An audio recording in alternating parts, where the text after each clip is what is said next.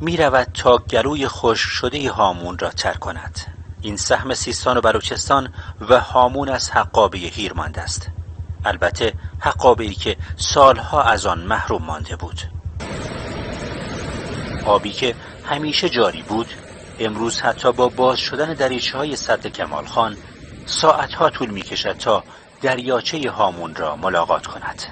مقامات افغانستان پس از تلاش‌های دیپلماتیک شامگاه دیروز دریچه‌های سد کمال خان را باز کردند و آب هیرمند به سوی هامون در بستری که قرنها در آن جاری بود حرکت کرد. علی‌رغم خشکسالی‌هایی که در افغانستان هست، حاکمان فعلی افغانستان تصمیم گرفتند که حق آب جمهوری اسلامی ایران رو از آب موجود سد کمال خان که هنوز هم گنجایش داره برای پر شدن دریچه‌های سد رو باز کنن و این شادی رو امسال با مردم جمهوری اسلامی ایران تقسیم بکنن.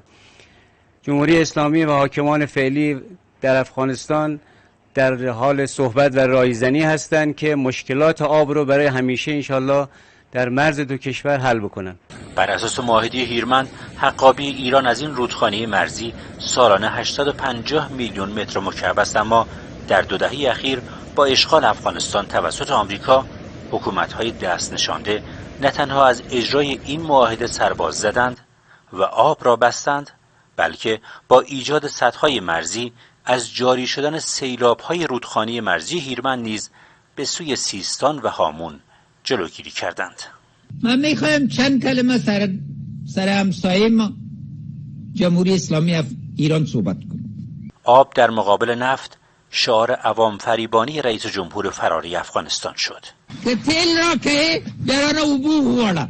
اشرف غنی هرچند گفت به معاهده هیرمند پایبند است، اما دریغ از رهاسازی یک قطره آب سد کمال خان و رودخانه هیرمند. اینجا چکه ونمیا امسال یک چکه و این منطقه نیومده و این نامهربانی ها باعث شد دریاچه بین‌المللی هامون به عنوان دریاچه مشترک بین ایران و افغانستان سالهای سختی را سپری کند. سال خرابتر شد، امران نه و حالا فاگم شد. خشک شدن هامون و دریغ افغانستان از حقابه طبیعت چیزی جز گرد و غبار برای مردم هر دو سوی مرز به ارمغان نداشت، تا جایی که ریه های مرزنشینان را اینجا خسته کرد. ریه های خسته، سلفای طولانی. دریاچه هامون در روزهایی که حیات داشت منبع امرار معاش مردمان زیادی در دو سوی مرز بود. هامون اگر دوباره جان بگیرد میتوان انتظار داشت در این منطقه اقتصاد مردم در دو سوی مرز با کشاورزی و صنعت توریسم رونق بگیرد. حقابه هیرمند حقابه فقط مردم کشور همسایه با تاریخ، فرهنگ و تمدن مشترک نیست، بلکه حقابه حدود 10% مردم افغانستان نیز است که کشورمان ایران دهه‌ها سخاوتمندانه تا به امروز پذیرای آنها بوده است. اینجا صف کسانی است که این روزها متقاضی روادید ایران در کابل هستند.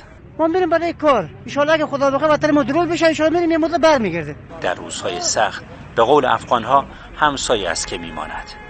اشغالگران با سیاست‌های ایجاد تفرقه بین ملت‌ها رفتند، اما ایران در کنار مردم افغانستان است. سفارت جمهوری اسلامی ایران جزو معدود سفارت‌هایی بوده که در 5 ماه اخیر در راستای همکاری با مردم افغانستان همچنان فعالیتش در شهر کابل متوقف نشده است. بهنام یزدانی، خبرگزاری صدا و سیما، کابل.